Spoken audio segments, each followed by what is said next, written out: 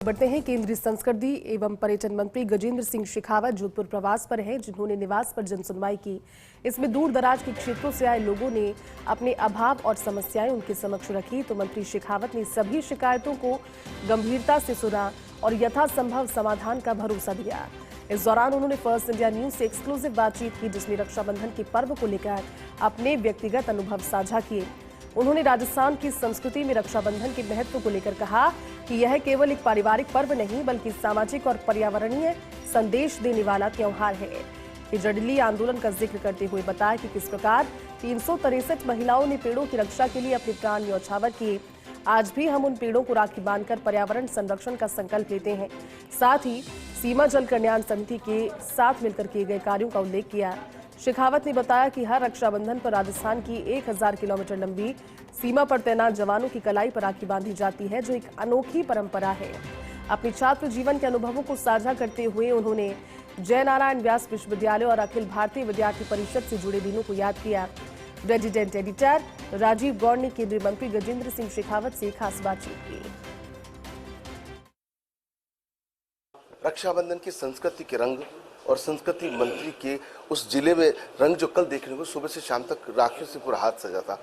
क्या तो जो ब्रह्मा कुमारी की बहनें हैं, क्या परिवार के लोग हैं, क्या जोधपुर की जनता है, खूब प्रेम बढ़ा। सर, संस्कृति मंत्री होने के नाते नहीं, आप एक आम व्यक्ति थे, तब इस त्योहार को ऐसे ही मनाते थे।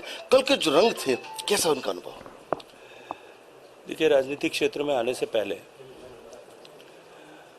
मुझे लगभग 20-22 साल तक सीमावर्ती क्षेत्र पर काम करने का सौभाग्यपूर्ण अवसर मिला था। सीमावर्ती क्षेत्र पर काम करते हुए हमने एक नई परंपरा प्रारंभ की थी कि हम सीमा जल कल्याण समिति के कार्यकर्ता रक्षाबंधन से लगभग 1 महीने दिन पहले बहनों के कॉलेज में और उनके स्कूल्स में जाकर के आग्रह करते थे सीनियर स्कूल के स्टूडेंट्स को कि आप अपने एक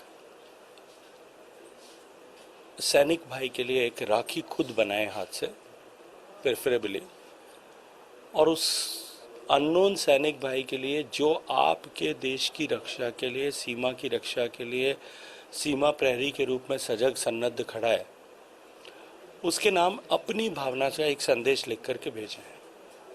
हजारों की संख्या में ऐसे राखियां एकत्रित होती थी और हम देश के जो है वेस्टर्न बॉर्डर में खक्का से लेकर के ब्राह्मणों की ढाणी तक पूरे राजस्थान के इंटरनेशनल बॉर्डर पर लगभग 1040 किलोमीटर तक हर पोस्ट पे जा कर के बीएसएफ के सैनिकों को रक्षा सूत्र बांधते थे, और वही रक्षा सूत्र जो किसी बहन ने उनके लिए भेजा था।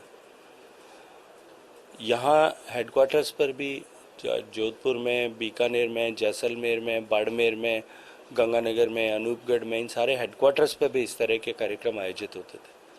मुझे स्मरण आता है कि उस समय में उन भावनात्मक संदेशों को देख करके, पढ़ करके अनेक सैनिकों को आंखों में आंसू होते थे, और ऐसे बहुत सारे बहनों को बाद में उन्होंने संपर्क करके उनके साथ में जो है परमानेंट बहन, छोटी बहन का रिश्ता ऐसा भी बना के रखा है। उससे पूर्व जब छात्र संघ का अध्यक्ष होने के नाते विद्यार्थियों के बीच में विद्यार्थी परिषद में काम करते थे तो अलग तरह की भूमिका होती थी।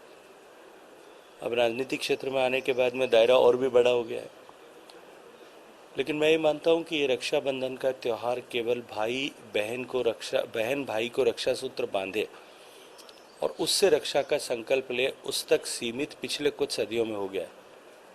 अन्यथा हमारी संस्कृति में प्रकृति का, पर्यावरण का, संस्कृति का, धर्म का, राष्ट्र और सामाजिक मान्यताओं का, देश की सीमाओं, इन सब की सुरक्षा का संकल्प लेने का पर्व जो है, ये श्रावणी पूर्णिमा का पर्व था।